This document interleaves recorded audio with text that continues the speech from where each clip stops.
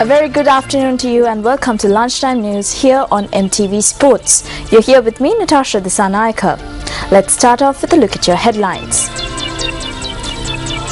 Strike action launched by the employees of the health services in the North Central Province, citing various requests. The suspect in relation to the assault of the chairman of the Homagama Pradesh Sabha arrested. The White House confirms that the US has suspended all further deliveries of non-lethal assistance into northern Syria. Moving on to your stories in detail, health sector employees in the North Central Province have commenced a one-day strike action citing various demands, including their overtime allowances be paid. The General Secretary of the Joint Health Trade Union in the North Central Province, Ajit P. Tilakaratna, stated that there are 16 trade unions such as nursing and other professions supplementary to medicine and paramedic services attached to this council.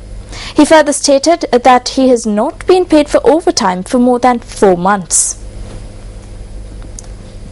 The Government Radiologists Association are engaging in a sickness campaign at present as a mark of protest as several demands are yet to be met. When Newsfirst spoke to the National Coordinator for the Union, Wilson Lukuhandi, he said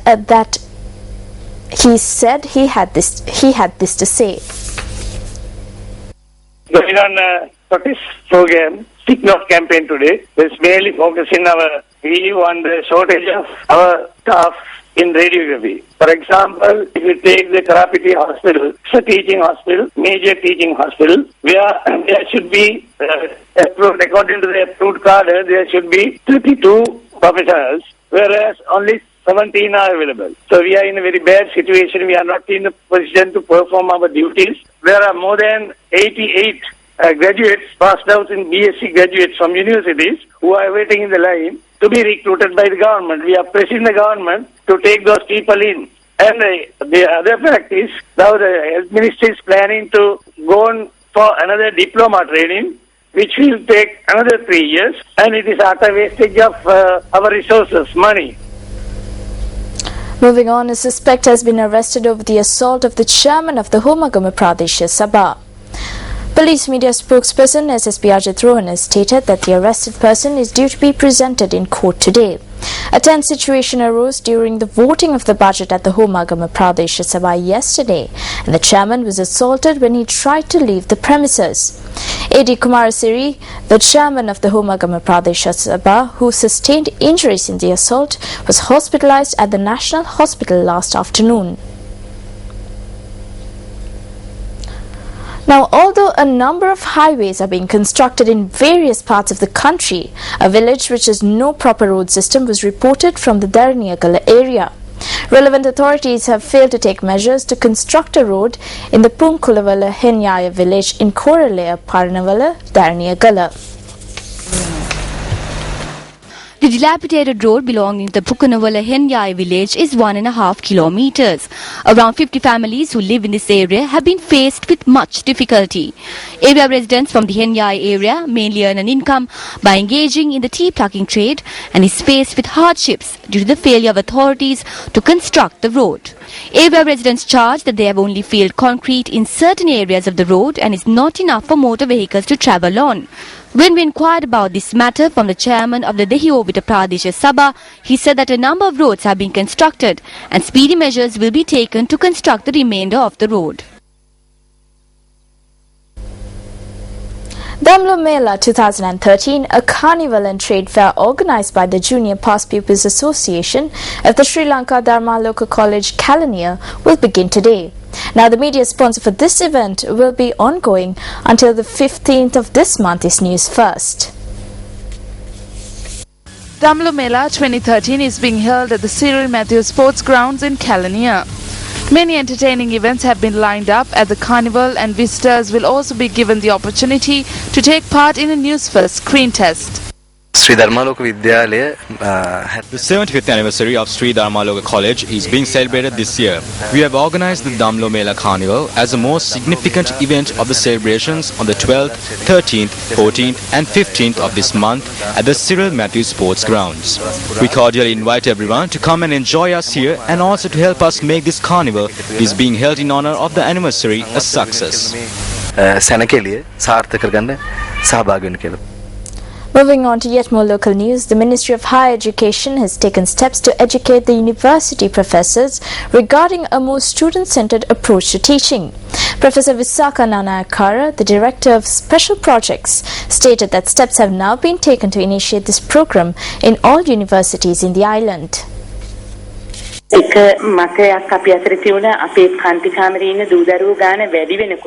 One question that always arises with regards to teaching is how do we teach mass class centered around the student, and issues such as how do we utilize the minimum resources that we have in order to teach the student in a more efficient manner. Also question how do we implement this and carry out assignments. Most lecturers usually give assignments at the end of the term. This method should change at some point.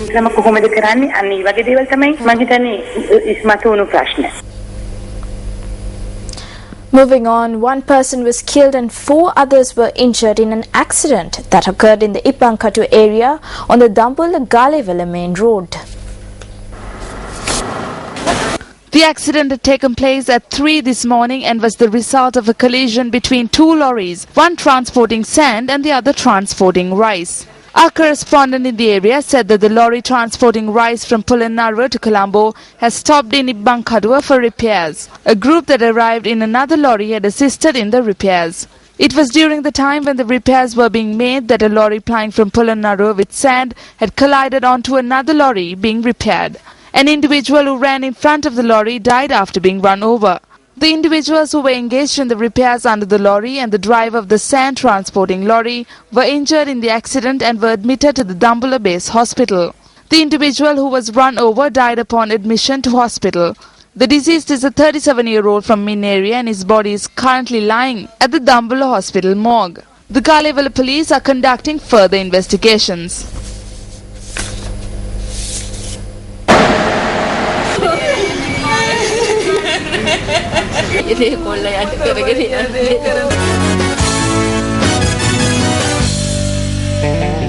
Now Tottenham Hotspur will look to make it 6 wins out of 6 in their Europa League group when they play Anzi Machakla today.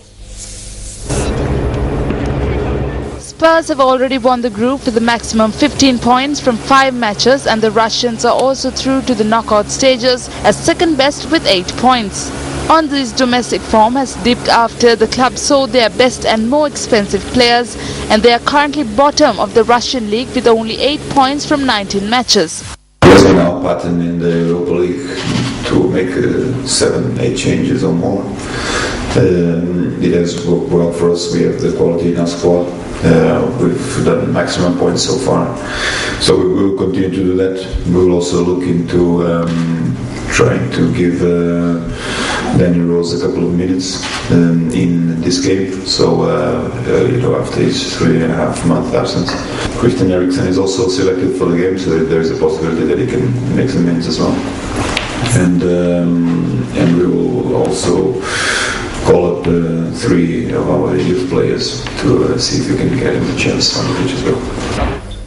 Moving on, Brazil's national soccer coach Luis Felipe Scolari said that his team's conditions are excellent as the team's leader looked towards next year's World Cup.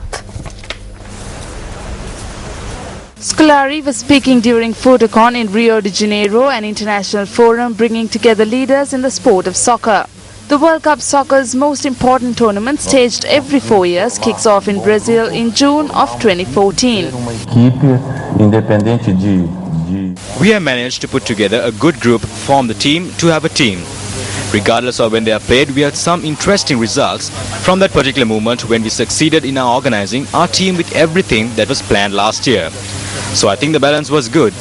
And now we will continue working on the project 2014, and as the World Cup approaches, our conditions are excellent.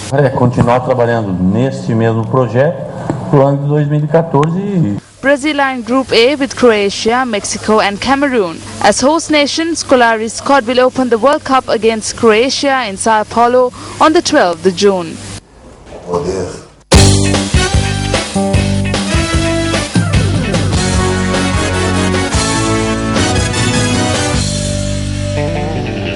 And that concludes our lunchtime news bulletin for today. Do stay tuned for live at 55 updates coming to you throughout the day.